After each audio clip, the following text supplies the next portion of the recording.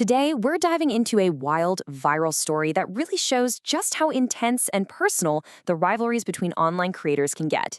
We're going to break down a feud in the world of Indian YouTube that went from simple property damage to a full-blown revenge plot that feels like it was ripped straight from a movie script. Okay, so this whole thing, this entire story, really boils down to this one line. It tells you right away that what we're about to see isn't just about a broken car or a burnt bike. Nope. It's about a line that was crossed, a deeply emotional one. So, how did it all get to this point? Well, Act 1 kicks off with the incident that lit the fuse. The destruction of something that meant the world to a creator named Vikram, who you might know as Mr. Indian Hacker. And this wasn't just any old motorcycle. In his videos, Vikram calls it his Pala Pyar, which means first love. So by going after this specific bike, his rivals weren't just wrecking his property. They were making a calculated, deeply personal attack. They knew exactly what they were doing. Now here's where it gets really interesting. A little bit of conflict pops up inside Vikram's own crew. See, after they hit back by damaging a car, some of his friends were like, okay, we're even now. It's settled. But for Vikram, no way. To him, burning his first love was a totally different level of disrespect. The score was definitely not settled. And that disagreement, that was the real turning point.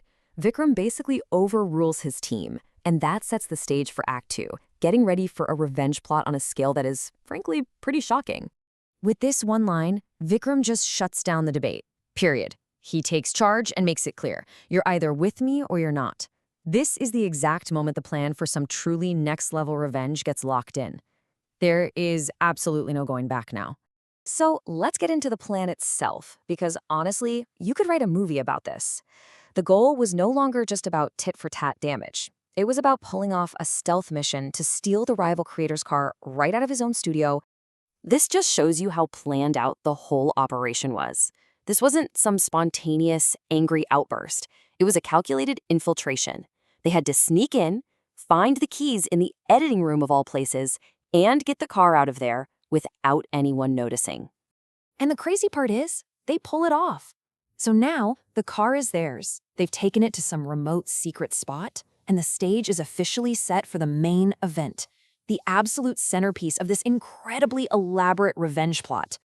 All right, this is where the story just explodes, literally. What happens next isn't just simple destruction. It's a systematic, almost ceremonial demolition of the stolen car. And of course, they filmed the entire thing. You know, the video itself actually poses this exact question. It's almost like a challenge. And let me tell you, the answer they come up with is, well, it's on a whole other level of brutal creativity. I mean, this was a full-on production. They didn't just smash a few windows. The car gets crushed by a massive JCB excavator, pelted with giant rocks. The inside gets completely ripped to shreds. They even do a mock unboxing of the car parts before pushing the entire wreck off a cliff. And this quote right here, this tells you everything you need to know about the motivation. This was never just about getting even in private. It was about creating content. The whole spectacle was designed from the ground up to be filmed, edited, and blasted out to their rival and the entire internet. It gets even more personal than that. While they're literally tearing the car apart, they're openly making fun of their rival's signature filming style, imitating his camera moves. That's not just destroying his property. It's a deep, personal insult meant to humiliate him. And then it all comes full circle, back to this line. Right in the middle of all that chaos, Vikram calls back to a very specific earlier confrontation, referencing something his rival actually said to him. He's directly linking that raw emotional memory to the violent destruction that's happening right in front of them. So, after the car is just a mangled heap of metal, you'd think it's over, right? Nope. The final act of this whole drama wasn't about more destruction. It was about sending one last crystal clear message that nobody could possibly misunderstand. They don't just leave the wreckage behind. They actually perform a burial. They use the same JCB that destroyed the car to push it into a ditch and cover it with dirt. It's this final, symbolic act that basically says, this is over. It's done.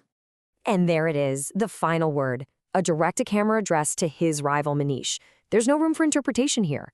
This is Vikram, plain and simple, taking full credit, spelling out why he did it, and drawing a very clear line in the sand for the future. When you lay it all out on a timeline like this, you can really see the dangerous cycle of escalation just laid bare.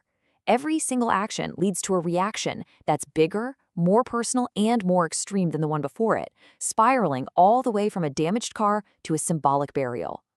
So why does a story like this even matter? Well, because it's a pretty fascinating and, let's be honest, kind of unsettling case study. It shows how the intense pressure for views and the super personal nature of online brands can cause these digital fights to spill over into the real world with very real and very destructive consequences. Which really leaves us with this one big question. In a world where rivalry is content and revenge can get you millions of views, what is the limit? Is there even a line that shouldn't be crossed anymore? Or, as this whole story might suggest, has that line already been pushed off a cliff and buried in a ditch?